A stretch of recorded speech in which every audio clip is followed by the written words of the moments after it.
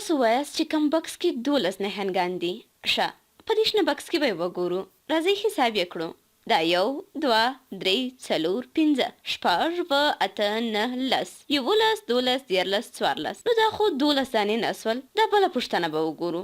دا هم 1 2 3 4 5 او 6 نښانګان. دا هم 12 نه سو. نو ځواب باید دا وي. خو راځئ اول یې حساب کړو. 1 2 3 4 5 6 7 8 9 10 11 12.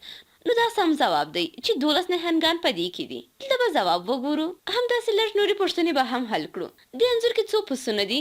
1 2 3 4 5 6 7 8 9 10 11 12 13 14 15 16 او 17 پسونه. نو په دې انځور کې 17 یعنی 17 پسونه دي. راځئ دا سوال هم حل کړو. دلته تاسو څو ګلان وینئ؟ 1 2 3 4 5. نو دلته هم 5 ګلان دي.